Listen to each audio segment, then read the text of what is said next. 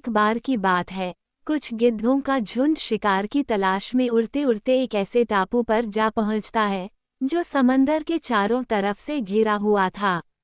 जब वो गिद्धों का झुंड उस टापू पर उतरता है तो देखता है कि यहाँ पर तो बहुत सारी मछलियाँ हैं, मेढक है और भी शिकार हैं। और यहाँ शिकार करना बहुत ही आसान है और हमें भी यहाँ इस टापू पर किसी दूसरे बड़े जानवर से या किसी शिकारी से कोई भी खतरा नहीं है। तो वो गिद्ध वहाँ उस टापू पर भरपेट मछलियाँ, मेढक और केकड़े खाते हैं और 2 दिन तक वह सारे गिद्धों का झुंड इस टापू पर रुका रहता है। अब सारे गिद्धों को वह जगह बहुत पसंद आ गई थी और उन गिद्धों में से किसी का भी मन उस जगह को छोड़कर जाने का नहीं था, क्योंकि उन गिद्धों को शिकार करने के लिए ज़्यादा मेहनत नहीं करनी पड़ रही थी।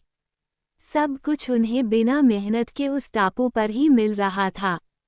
अब वो सारे गिद्ध उस टापू पर बहुत ऐश कर रहे थे। तभी उनमें से एक बूढ़ा गिद्ध उन सभी को उस टापू पर से वापस चलने को बोलता है, लेकिन कोई भी गिद्ध उस टापू को छोड़ना नहीं चाहता था। इसलिए उस बूढ़े गिद्ध को सभी गिद्धों ने वापस चलने के लिए मना कर दिया। उस बूढ़े गिद्ध ने उन्हें बहुत समझाया, लेकिन कोई भी वापस चलने के लिए राजी नहीं हुआ। अब बूढ़ा गिद्ध अकेला उस टापू से चला जाता है। फिर तकरीबन जब 1 साल के बाद वह बूढ़ा गिद्ध जब टापू पर वापस आया तो उस टापू का नज़ारा बहुत ही भयानक और दर्दनाक हो चुका था। जहाँ देखो वहाँ गिद्धों की लाशें पड़ी हुई थी और कुछ गिद्ध घायल पड़े हुए थे। ये देखकर वो बूढ़ा गिद्ध एक घायल गिद्ध से पूछा कि तुम्हारी ऐसी हालत किसने की?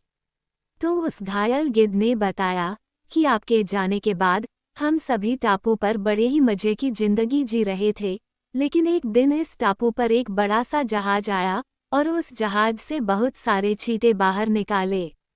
हमने जैसे ही उन चीते को देखा और उड़ने का प्रयास किया तो हमारा ज़्यादा वजन होने की वजह से हमसे उड़ा नहीं गया और हमारे पंजे और नाखून भी कमज़ोर हो चुके थे। इसी वजह से उन चीतों ने हमारा शिकार करना शुरू कर दिया। घायल गिद्ध ने कहा, मुझे अब समझ आ गया है कि कंफर्ट जोन में जाने के बाद उससे बाहर आना बहुत ही मुश्किल होता है और किसी भी तरह की चुनौती आने पर उसका सामना करना मुश्किल हो जाता है। दोस्तों, इस कहानी से हमें ये सीख मिलती है कि जो लोग कंफर्ट जोन को अच्छा समझते हैं, बाद में वही कंफर्ट जोन उनके लिए मुश्किल बन जाता है। और जिस इंसान की जिंदगी में चुनौतियां और मुश्किलें आती रहती है, असल में वही इंसान जिंदा है। और जब तक आप चुनौतियों का सामना करते रहेंगे, आप जिंदगी में आगे बढ़ते रहेंगे। प्रॉब्लम्स और मुश्किलें यही हमें इम्प्रूवमेंट की तरफ ले जाती है।